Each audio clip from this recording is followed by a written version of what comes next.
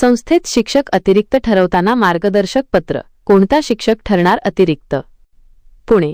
खाजगी शाळांमधील बदलती विद्यार्थी संख्या आणि तुकड्यांच्या मान्यतेनुसार शिक्षक अतिरिक्त ठरवण्याची प्रक्रिया कशी असावी याबाबत शिक्षण संचालनालयाने 10 जून 2016 रोजी महत्त्वपूर्ण मार्गदर्शक सूचना जारी केल्या आहेत.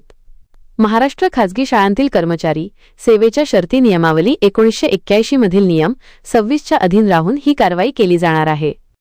कोणता शिक्षक अतिरिक्त ठरतो? शाळा प्रशासनाने शिक्षक अतिरिक्त ठरवताना खालील निकषांचे काटेकोर पालन करणे आवश्यक आहे. सेवाज्येष्ठतेचा निकष. संस्थेतील सर्व शिक्षक आणि शिक्षकेतर कर्मचाऱ्यांची एक एकत्रित सेवाज्येष्ठता यादी तयार केली जाते.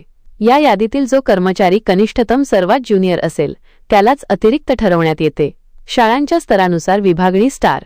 इयत्ता 6वी ते 10वी पर्यंतची विद्यार्थी संख्या घटल्यास प्रशिक्षित पदवीधर कनिष्ठ शिक्षक अतिरिक्त ठरतील.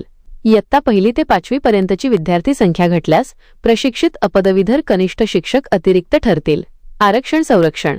जर एखादा मागासवर्गीय शिक्षक ज्येष्ठतेनुसार कपातीस पात्र असेल परंतु शाळेतील राखीव जागांचा विहित कोटा पूर्ण नसेल तर त्यांना अतिरिक्त ठरवता येत नाही.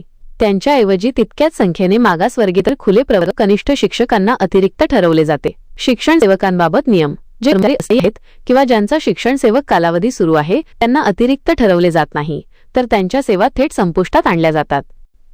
शिक्षक अतिरिक्त ठरण्याची मुख्य कारणे. शाळेतील वर्ग किंवा तुकड्यांची संख्या कमी झाल्यामुळे होणारी आस्थापनेतील कपात. 2. विद्यार्थ्यांच्या एकूण पटसंख्येत घट होणे. 3. अभ्यासक्रमात बदल झाल्याने विशिष्ट विषयाच्या शिक्षकांचे पद अनावश्यक होणे. 4. एखादा पाठ्यक्रम किंवा संपूर्ण शाळा बंद होणे. संस्थाचालकांसाठी महत्त्वाचे आदेश. समायोजन बंधनकारक. अतिरिक्त ठरलेल्या शिक्षकांना संस्थेच्या इतर शाळांमधील रिक्त पदांवर सामावून घेणे अनिवार्य आहे. कारवाईचा इशारा. जर एखाद्या संस्थेने आदेश असूनही अतिरिक्त शिक्षकाला रुजू करून घेतले नाही तर त्या शाळेतील तितकी पदे कायमची रद्द व्यपगत केली जातील. मूळ शाळेचा हक्क. एखादा शिक्षक दुसऱ्या शाळेत सामावला गेला तरी भविष्यात त्याच्या मूळ शाळेत जागा रिक्त झाल्यास त्याला तिथे परतण्याची पहिली संधी दिली जाते.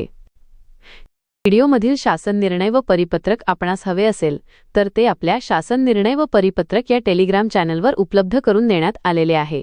त्या ठिकाणावरून आपण ते डाउनलोड करून घ्यावे.